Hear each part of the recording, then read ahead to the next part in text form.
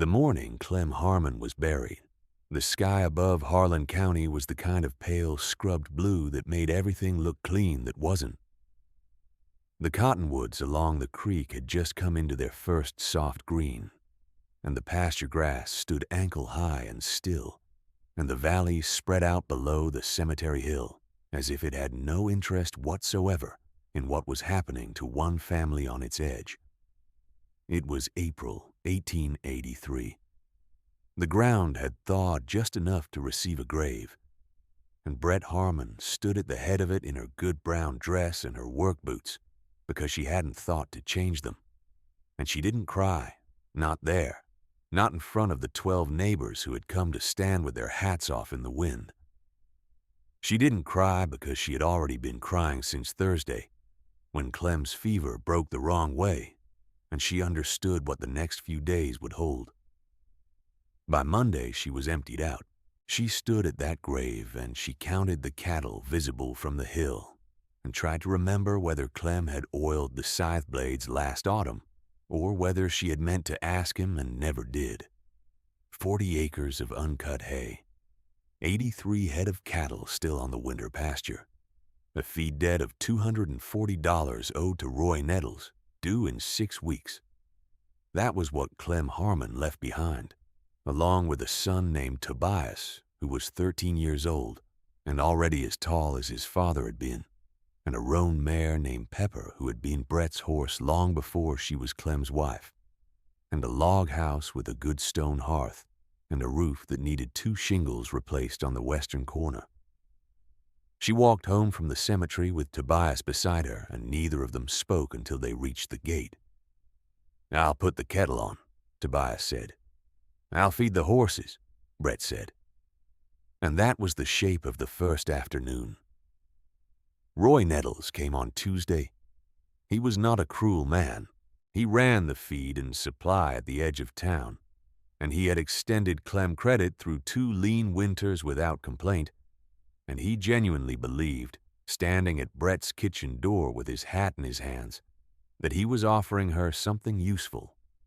He was 51 years old, and he had watched 3 other widows try to hold hill spreads alone after their husbands died, and all 3 had sold within a year, which he apparently took as evidence of law rather than circumstance.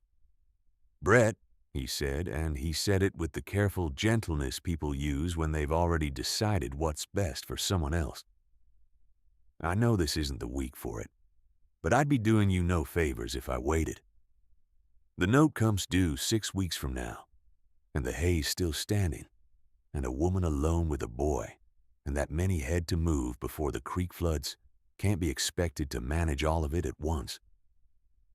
Brett was at the stove. She didn't turn around. "You thinking anyone in particular would buy?" she said. It was not exactly a question. Nettles named a man 2 valleys over who had been quietly expanding his acreage for 3 years. He named a fair price, which was lower than the land was worth, and both of them knew it. "I appreciate you coming," Brett said. She set his coffee on the table. "I'll have your $240 before the note is due." Nettles picked up his coffee. He looked at the window, at the pasture beyond it, at the cattle moving slowly in the morning light, and his expression was the expression of a man who has heard a plan he does not believe in, but has enough decency not to say so twice. He drank his coffee. He put his hat back on. He said to tell Tobias he was sorry about his father, and he left. Brett stood at the window after his wagon had gone and looked at the 40 acres of hay on the south side of the property. From the house, it looked manageable. She had walked it with Clem every spring for 11 years, and she knew every low corner where the water pooled and every ridge where the blades would snag on rocky ground. She knew how many days 2 people working steady could cut it, and she knew what it would sell for to the feed buyer in town, and she had run the numbers in her head 3 times since Sunday, and they came out right each time. The $240 was there if the hay came in on schedule. The cattle had to move before the creek came up, which Clem had been planning to do the following weekend. The creek was running high already from the snowmelt off the northern ridge, and the crossing at the shallow bend was the only one a herd could use without swimming, and it wouldn't stay passable long. She went out to the barn after Nettles left and found Tobias sharpening the scythe blades on the grinding wheel. He had set up the wheel himself and was working the foot pedal with a practiced rhythm, and the scrape of steel on stone filled the whole barn with a clean, purposeful sound. He looked up when she came in. "Both of them?" she asked, meaning both scythes. "Both of them," he said. She pulled on her gloves and went to check Pepper's shoes. The next morning they started on the hay. Brett took the lead row and Tobias followed on the parallel, and they worked from first light until the heat of midday drove them to the shade of the fence line, and then they worked again until the light failed. The hay fell in long, orderly swaths that dried in the afternoon sun, and the smell of cut grass lay over the whole south field, like something sweet and green and slightly sorrowful, because it was a smell Clem had always loved, and he wasn't there to breathe it. Tobias worked without complaint. He was not a boy who talked much while working, which he had gotten from his father, and he swung the scythe with a stroke that was already more efficient than most grown men's, which he had gotten from watching his mother. By the end of the first day, they had cleared 6 acres. By the end of the second, they had cleared 11. 11 acres out of 40 with 2 tired people and 6 weeks of note due in theory, but a creek crossing that wouldn't wait that long in practice. Brett lay in bed the second night and did the arithmetic again. She needed more hands or more hours, and she had run out of hours she could extend without destroying Tobias's strength for the week ahead. She stared at the ceiling in the dark and thought about who she could ask, and thought about what asking would cost in terms of obligation, and thought about Clem's face when he'd first shown her this piece of land 11 years ago, standing in the tall grass with his hat pushed back, saying he thought it could be something. She was still thinking about it when she fell asleep, and she was still thinking about it when she woke before dawn and went out to feed the horses, and Pepper pressed her nose against Brett's shoulder the way she always did, warm and steady, and Brett stood there a moment with her forehead against the mare's neck. On the third morning, Ida Voss came down the road from the north with her scythe over her shoulder. Ida was 62 years old and had been a widow herself for a decade, ever since her husband Harlan had died of a broken back from a fence post accident in the spring of 1873. She had run her own 40-acre parcel alone since then, renting out her grazing rights to supplement what she could grow. And she was as lean and dry and plainly capable as a good fence rail. She walked into Brett's south field without stopping at the house, looked at the cut rows, gauged the standing hay that remained, and took up a position on the far side of the field. She didn't say she had come to help. She didn't say anything except when Brett walked over to her. "Your rows are a little wide on the south end. Dry weather makes the stems brittle. Narrow it by 1/2 foot and you won't lose so much to crumbling." "I know," Brett said. "I know you know," Ida said and started swinging. That was the alliance, and it was sealed with no more ceremony than that. Ida worked 1.5 rows to the hour, which was the pace of a woman who had been doing it since she was younger than Tobias, and she brought a canteen of cold well water and a cloth full of cornbread at midday, and said nothing about it being a kindness. By noon on the third day they had cleared 18 acres. By the end of the fourth day they had cleared 27. The creek, however, was not interested in their schedule.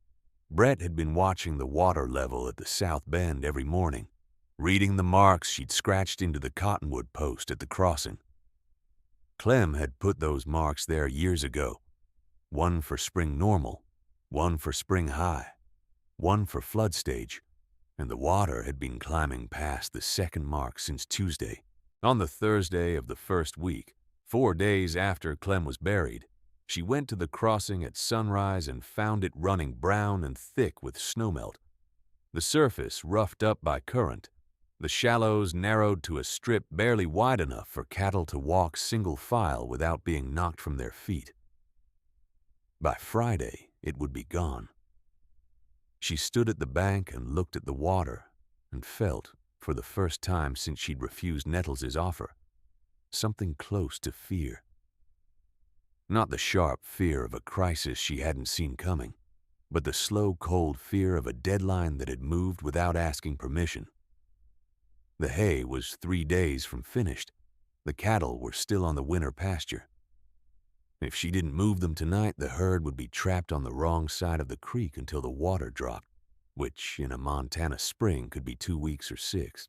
The summer pasture, with its good deep grass and its sheltered northern exposure, would sit unused while the winter ground wore down to mud. 83 cattle eating nothing but what she could afford to supplement would eat through any margin the hay sale left her. She walked back to the house and told Tobias. He listened with the particular stillness he had when he was working something out. "Tonight," he said. "Tonight," she confirmed. He wanted to come. She could see it in the way he straightened, in the way his hands found the edge of the table. She understood what it cost him to hear what came next. "I need you here," she said. "If the gate blows or a steer gets loose in the dark, I need someone at the home end, and I need you rested for the hay tomorrow." He considered this. He was 13 years old, and he understood that she was right, and understanding it didn't make it any easier to sit with. "You'll take Pepper," he said. It was not a question either. "I'll take Pepper," she said.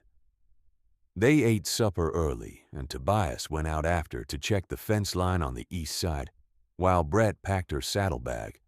She put in her lantern and a length of rope and her good heavy gloves and the tin of sulfur matches in the oilskin pouch, and she bridled Pepper in the last of the evening light and let the mare stand in the yard while she changed into her heaviest coat. The night was clear and cold, the temperature dropping fast once the sun went, and the stars were very sharp and closed the way they get in Montana in April when the air is still dry. Brett rode out to the winter pasture at a walk, letting Pepper find her footing on the dark ground, and she sat easy in the saddle and breathed the cold air, and did not think about Clem because if she started, she would not stop. And she needed all of herself tonight. The cattle were settled. She could hear them before she could see them. The low, steady sounds of 83 animals breathing and shifting in the dark. And she could smell them, that warm, heavy animal smell that had been part of her life for 11 years. She sat Pepper at the edge of the herd for a moment and let the mare's presence settle over them. And then she moved to the back of the group and began to push them, slowly and without noise. Moving cattle at night is not a matter of speed. It is a matter of pressure and patience, of reading the way the mass of the herd leans and redirecting it before it decides on its own direction. Brett had learned this from Clem, who had learned it from his father, but she had done it enough times herself that it was in her hands and her seat without needing to think. Pepper knew the work as well as she did. The mare moved on her own along the edges, pressing in, falling back, reading the herd's current with something close to intelligence. They moved through 2 miles of dark pasture in just over an hour. The cattle walked with a kind of sleepy compliance that made Brett grateful in a way she wouldn't have thought to name. At the crossing, she lit the lantern and hung it from the pommel and rode Pepper into the water first, letting the mare's willingness demonstrate that the footing was passable, and then she pushed the lead animals in from behind. The creek was cold. She could feel it through her boots where the water came over the tops of them at the deepest point, and Pepper's hindquarters bunched and drove through the current with a low grunt of effort.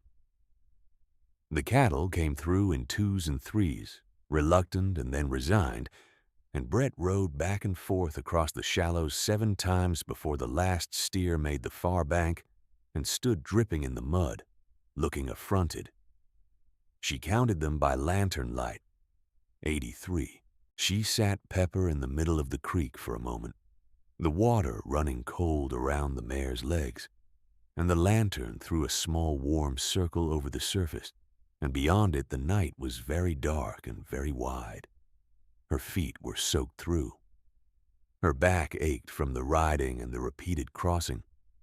Her right hand, the one that had been gripping the rope on the last 3 balky steers, was rubbed raw under the glove. She was shaking a little, though she didn't think it was fear.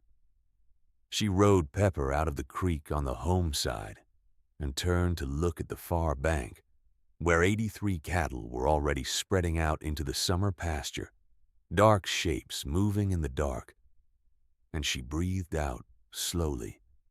She did not say anything. There was no one to say it to. Pepper walked home at her own pace, and Brett let her. If you have ever watched someone do a thing the world told them they could not do, and do it quietly, in the dark, with no one watching, then you know what the night cost Brett Harmon, and you know why it is worth the telling. Tobias was awake when she came in. He had left the lantern burning in the kitchen, and he was sitting at the table with a cup of cold coffee and a knife he'd been whittling on. And he looked up when the door opened, and he looked at her wet boots and her face. And he didn't say anything for a moment. "All of them?" he said. "All 83, she said. He nodded, once, the way his father used to nod when a hard thing had been done, and acknowledged and could be set aside. He got up and put water on for fresh coffee and didn't make a ceremony of it. Brett sat down at the table and took off her wet boots and held her raw hand against the warmth of the stove, and thought about sleep, and decided she could afford it now.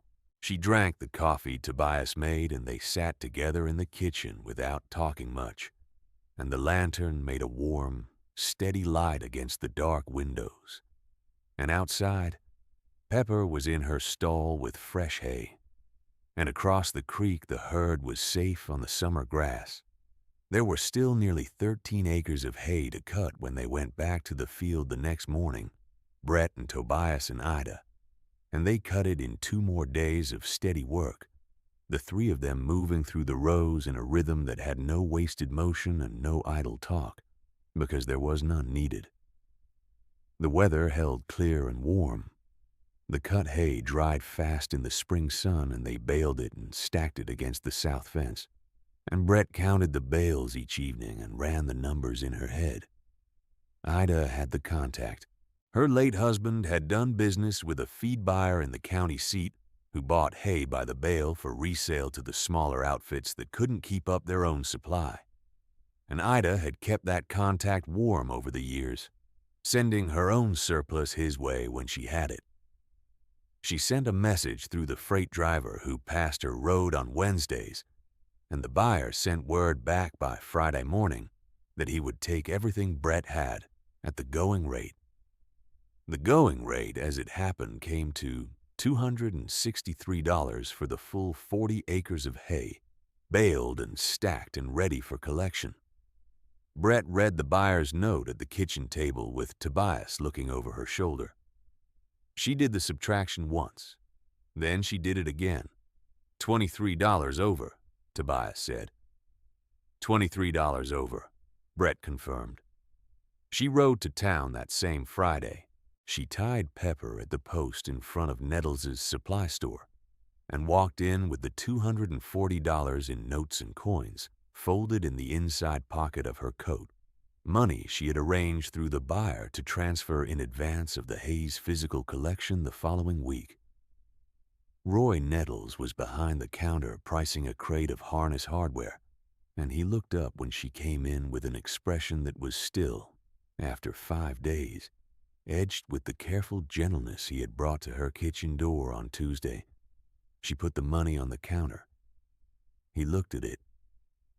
He looked at her. He counted it without being asked to, because that was his habit and because he needed a moment, and the counting gave him one. "The note isn't due for 5 weeks," he said. "I know," she said. He finished counting. He wrote her a receipt in his careful, angular hand and stamped it with the store's ink mark and pushed it across the counter. He started to say something and then didn't, and the thing he didn't say sat in the air between them for a moment. "I'm sorry about Clem," he said instead. "He was a good man." "He was," Brett said. She folded the receipt and put it in her coat pocket. "I'll need to arrange the winter feed account before September. Same terms as before, if you're willing." Nettles looked at her for a long moment. His expression had changed, though it was the kind of change that happens slowly and without announcement in a man who has been quietly proven wrong about something he was certain of. "Same terms," he said. She nodded and went back to Pepper and rode home. She didn't tell Tobias much about it that evening. She put the receipt in the deed box on the shelf above the hearth, the wooden box with the iron hinges where Clem had kept the land papers and the tax records and the receipts for every significant transaction since they'd started the ranch in 1872. She pressed the lid shut and went to start supper, and Tobias watched her from across the kitchen and said nothing, which was the same as saying he understood. Ada stayed for supper that night. She had stayed for supper 3 times that week and would stay for supper many times more in the years that followed, appearing down the road from the north with something in a cloth, or a jar of preserved plums from her cellar, or just herself and her company, which was its own kind of provision. The 3 of them ate at the kitchen table with the windows open to the mild spring evening, and the light was long and gold, and the pasture smelled of cut hay and warming earth. And somewhere across the creek, one of the cattle made a low, carrying sound that drifted back to them across the distance. "Your rows were cleaner by the end," Ida said. "You corrected me twice," Brett said. "You only needed it twice," Ida said.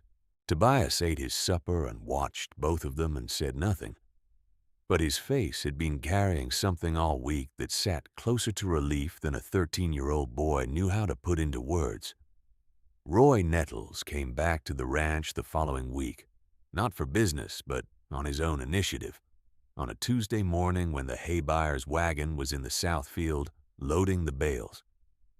He stood at the gate and watched the operation for a while, the organized stacking and counting, the neat rows visible from the road, the tallied numbers called out between Brett and the buyer's man. When Brett came to the gate, Nettles stood there without his careful gentleness and without the Tuesday morning certainty, and he said simply that he had misjudged the situation. Brett looked at the pasture and looked at the loaded wagon and looked at him. "A lot of people would have," she said.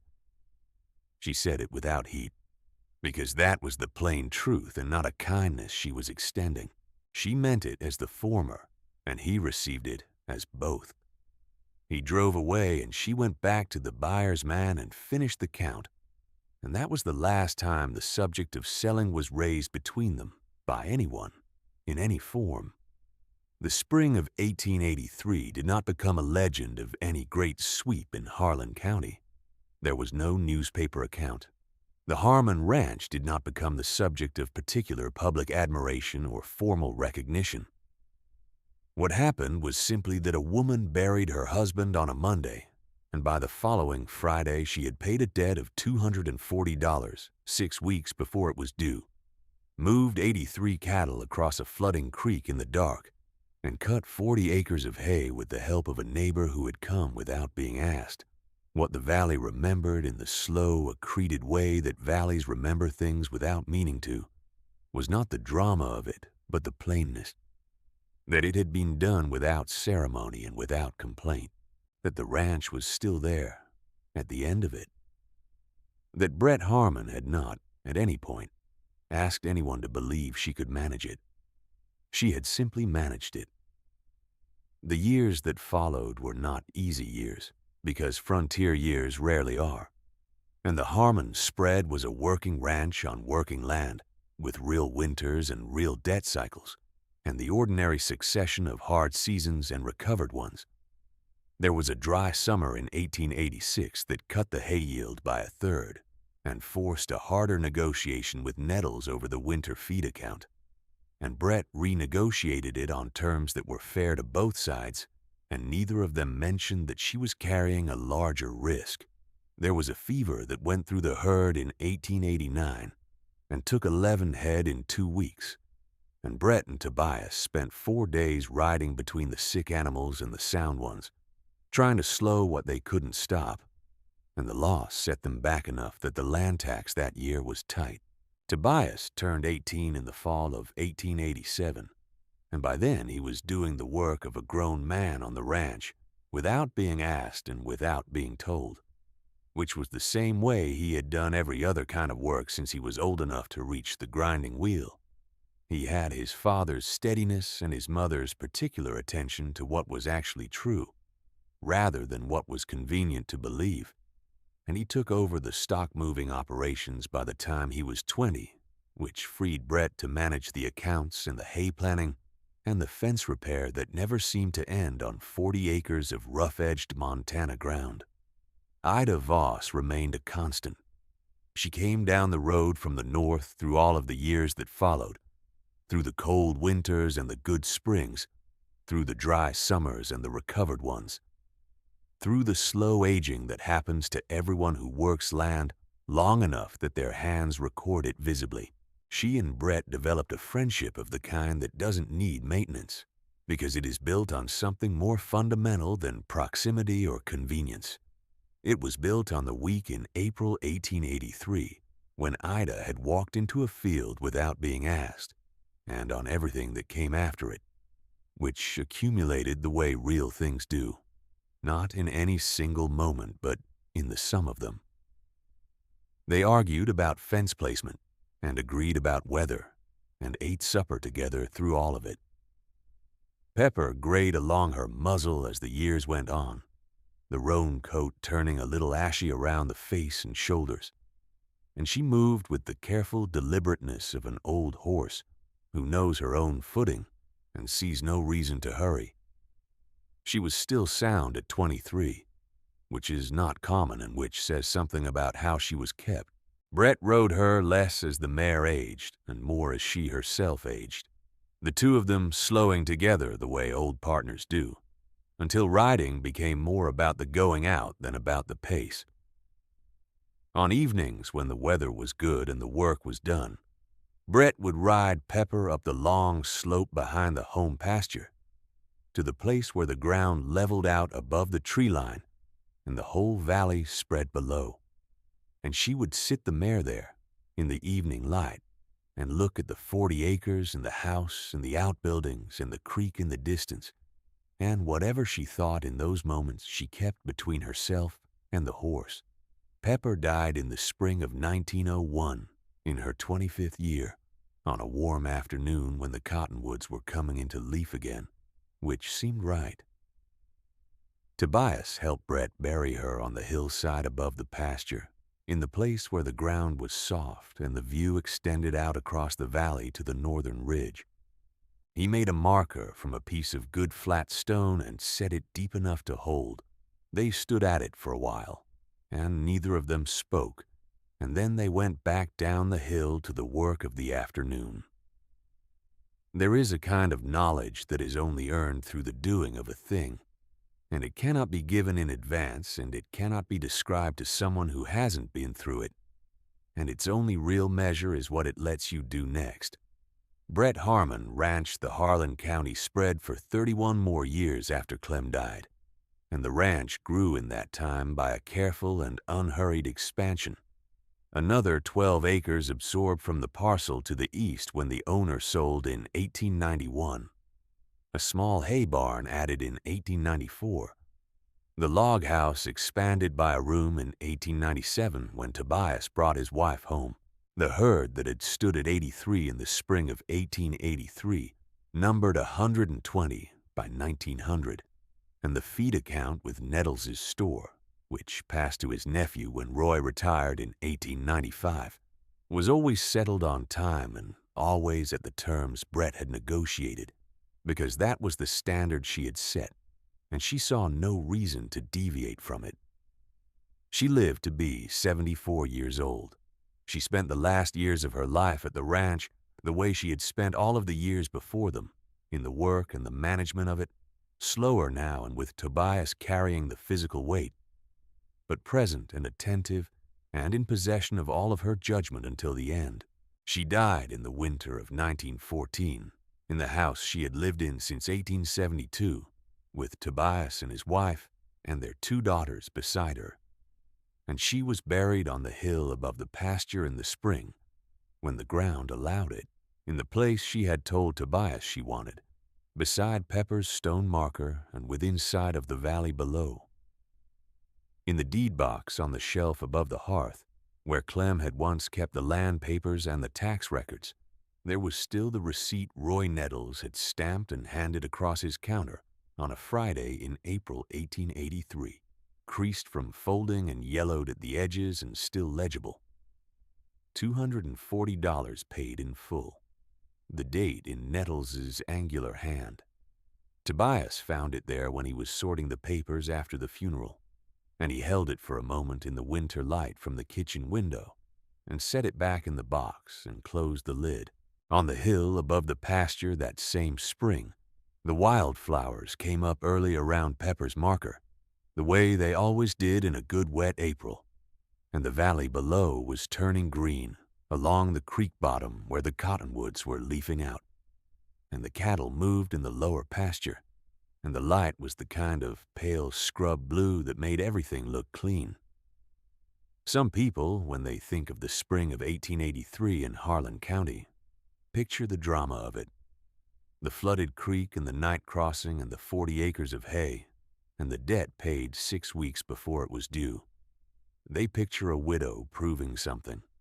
What she was actually doing was simpler than that, and harder, and it had nothing to do with proof. She was running a ranch. She was doing the next thing and the thing after that. She was getting the hay in and the cattle across and the debt settled, not because she needed anyone to see her do it, but because the land required it, and the animals required it, and the boy watching from the kitchen window required it, and those were sufficient reasons for any reasonable person. That is what remained on the hillside in the spring light, long after the arguments and the receipts and the doubts had all faded into the general past of the county, the marker for a good horse, the valley spreading away below it, and the grass coming up green and unhurried the way it always did, indifferent to everything except the light and the turning season, which is all it had ever needed. If this story stayed with you, leave a word in the comments about a woman you know who did the next hard thing without waiting to be told she could. There are more stories like this one, and the next one is waiting.